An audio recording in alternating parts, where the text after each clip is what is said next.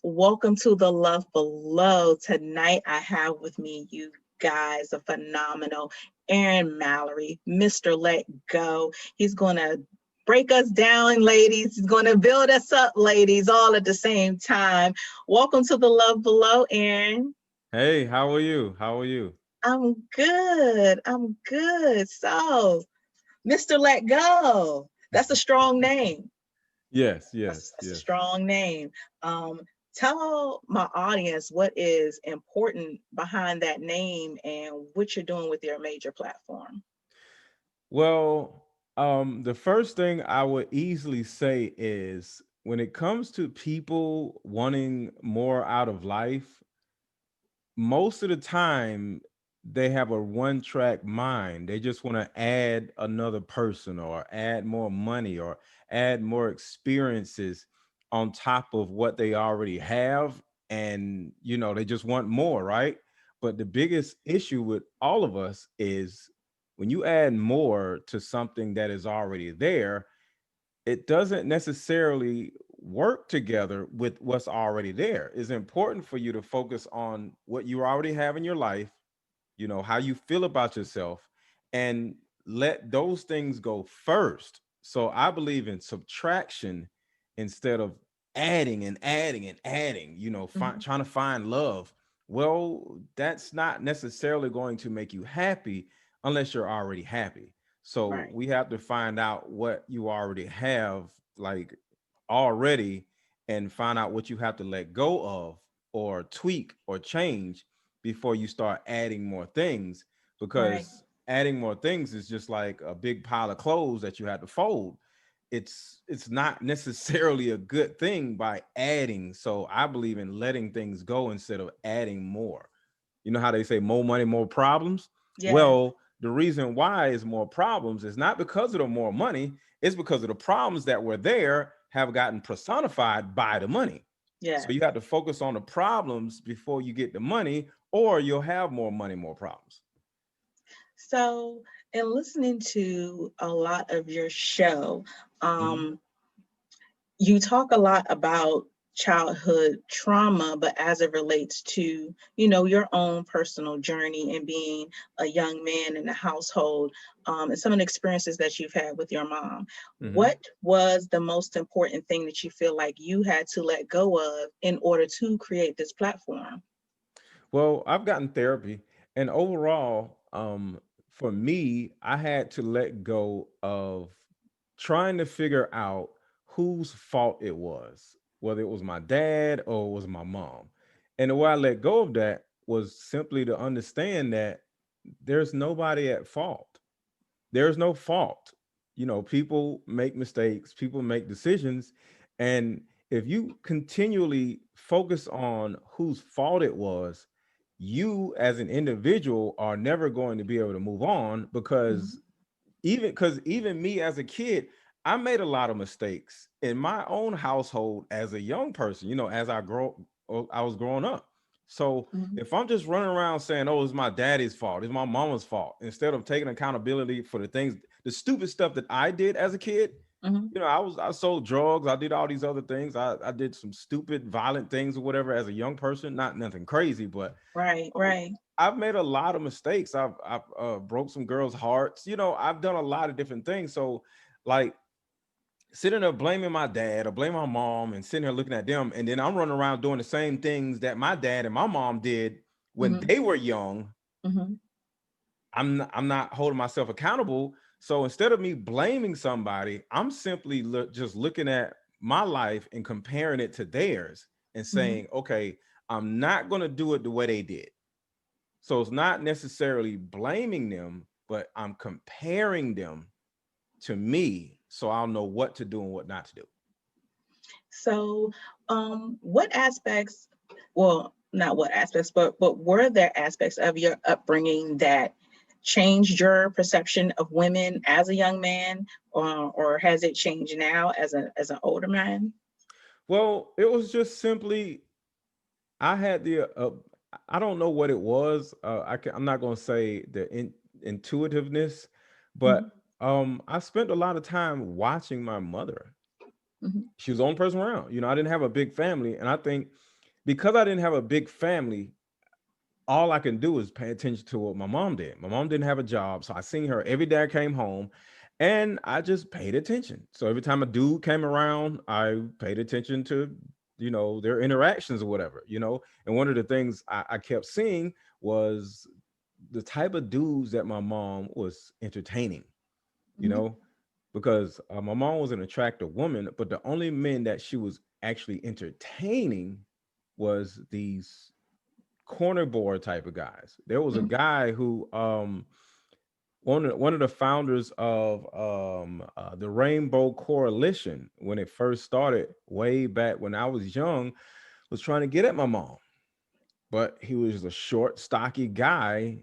He had money, he was nice, he was giving back to the community. Like we used to go to like the meetings because I think they had a I forgot I don't remember, but we used Mm-hmm. to go to like meetings about like taking care of the community or whatever.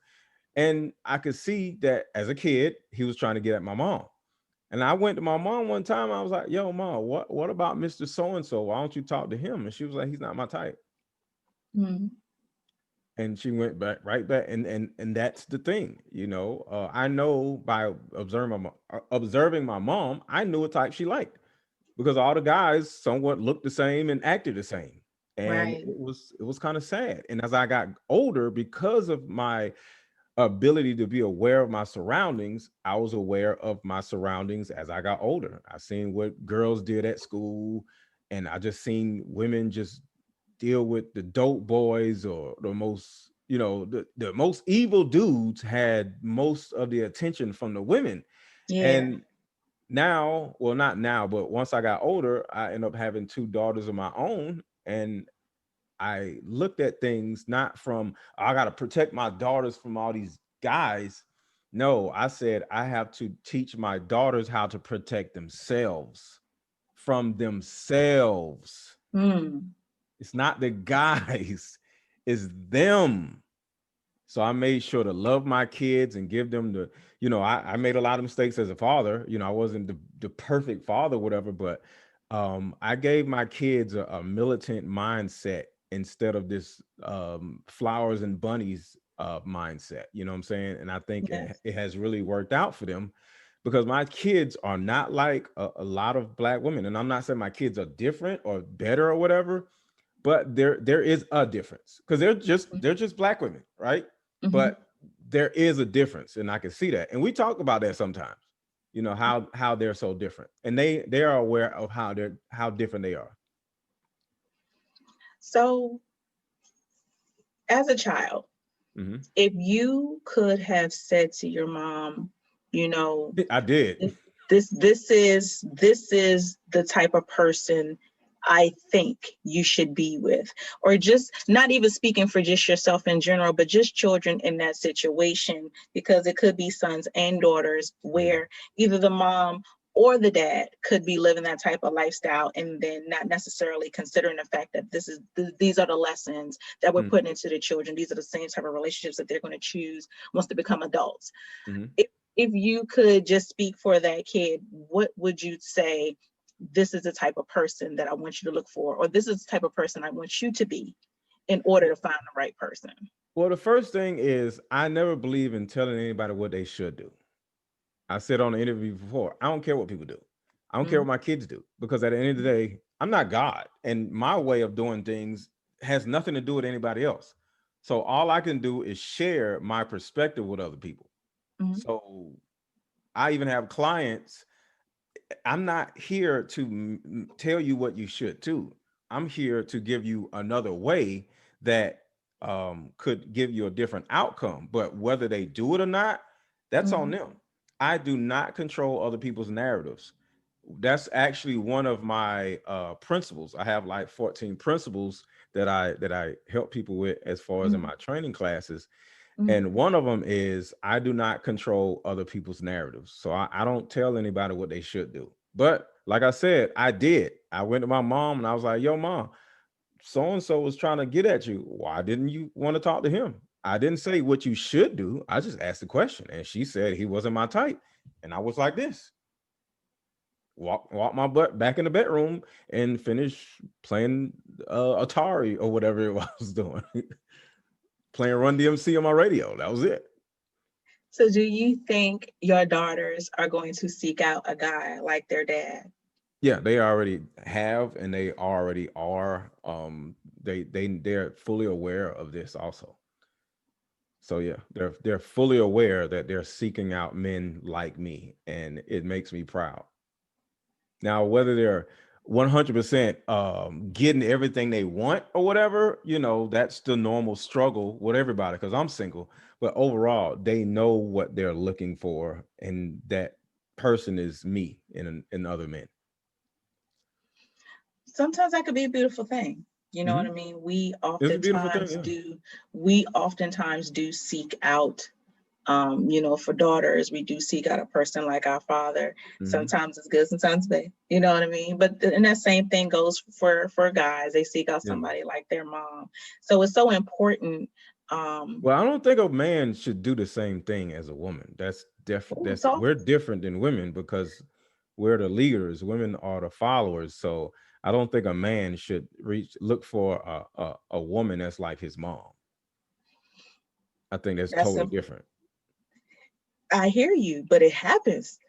You know But what I it's mean? usually a You bad hear thing. people, you meet Yeah, people, it's you usually a say, you bad know what, thing. you done married your mother. You know what I mean? But yeah, that's a bad thing though. If a Yeah, walk woman alike, a talk woman alike. literally can go marry their a male version of their mother, which is a bad thing, and a Mhm, man can go marry his mother, which is a bad thing. Because mothers aren't necessarily leaders, or mhm, they're not necessarily meant to be leaders. So if you go find a woman that's like your mother and you're a man, most likely you're going to look for a single mom that was frustrated and going through all these other things, just like your mom was. But now, guess what? The woman that you've chosen, she isn't a single mom. She was with you. So you just brought in a woman who lives her life like a single mom, and now you trying to expect her to either do one or two things: to follow you, which she isn't used to doing, or mhm, to mother you, which your mom did. So I mhm. wouldn't say for any man to seek out his mom in a relationship. You better talk about it. You just hit on something. Somebody better go put that on a shirt. You just hit on something. Yeah. That is just a very interesting way to think about it. I don't even think some people consider that fact. Mhm. That when you're seeking somebody like that, that you are looking to be mothered in Yeah. some shape, form, or fashion. Most people are not intentional in anything they do. They just are lost and they don't know what they're doing. And they're just using other people as coping mechanisms to deal with their pain. So most Yes, people don't even know what the heck they're doing. very true. Yeah. And it's so important, I think, for people to understand that it's not our job to then repair or Right. fix, you know Right. what I mean, the person that we're with. A lot of times in relationships, we come across damaged people. You can meet someone damaged. You might not know it from the jump, but as you get to know them, you see that there's damage there. Mhm. Um, and it's not your job to fix that. It's Well, the not your damage job is to go ahead. a lot of times the damage is the thing that bonds you with that person because a Mhm, lot of the people are damaged.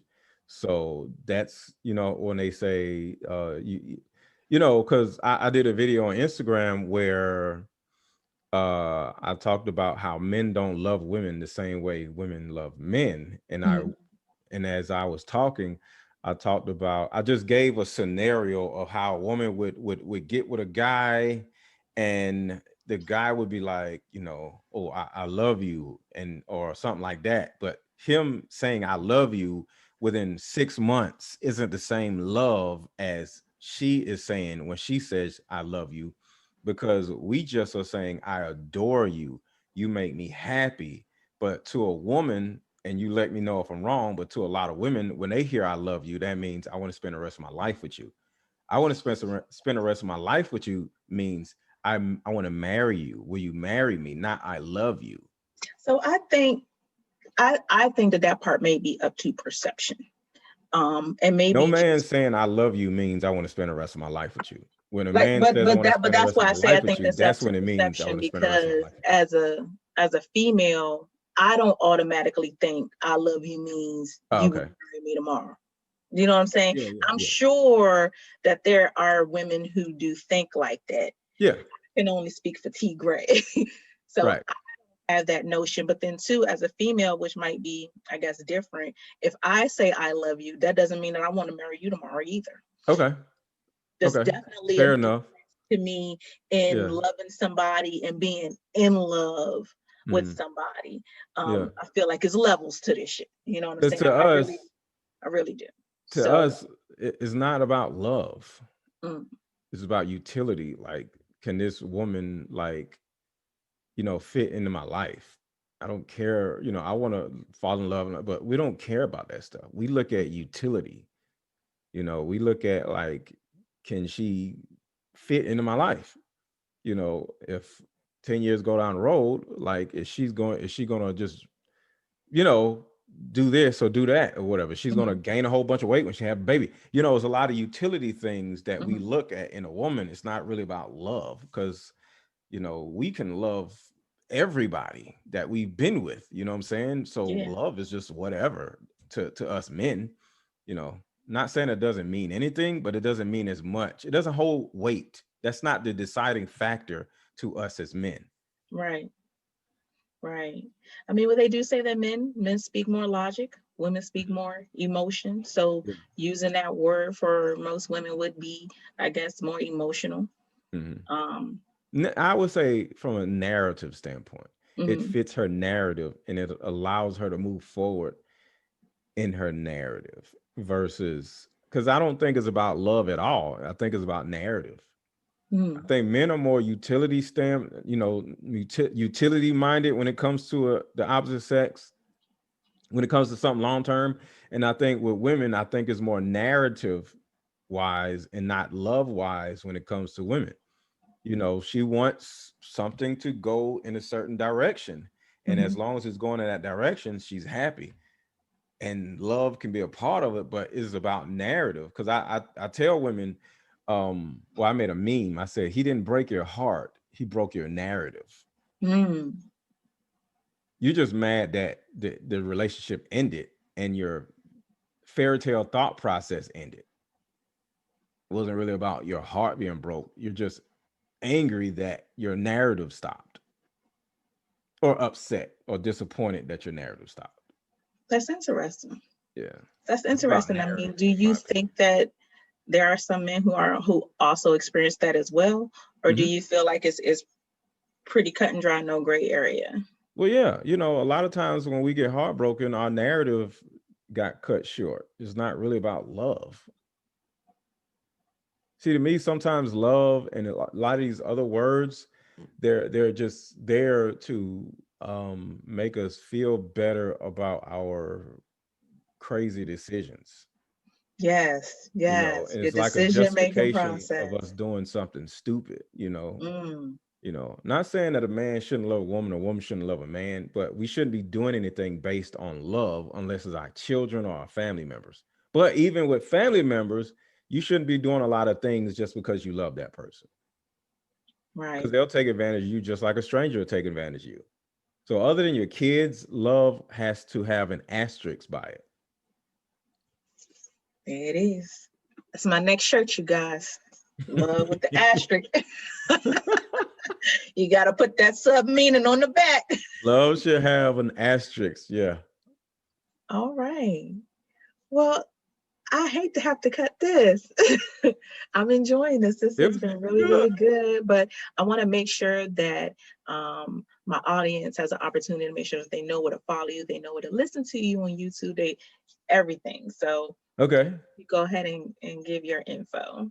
Okay, well, on YouTube is Mr. Let Go. On Instagram is Mr. underscore Let Go. On Clubhouse, that's the new app everybody's on. That's Mhm. Mr. Let Go. And I don't really do Facebook, really, but Facebook is Mr. Aaron Mallory, I think, but I don't even know on Facebook. Okay. Okay. Well, thank you so much, Mr. Let Go, for sitting down with the love below. You've dropped some gems in Thank you. here Thank you. today. I truly, truly appreciate it. You guys, make sure that you check him out. He does amazing lives. The comments, I was in one yesterday, and just the comment section, I come for the comments. People usually come for the comments when it comes to for the my comments. stuff. Not to say that with your message isn't phenomenal, but some of the things that the ladies are chiming in on and what they're saying, some of those things do hit home. Some of those things I feel like are learning opportunities for some women. Mhm. So most definitely, you all make sure you check him out. Make sure you follow him on Instagram. Make sure you check him out on YouTube, and make sure you see me too. Your girl will be back with another fantastic interview in no time soon. Bye. Bye-bye.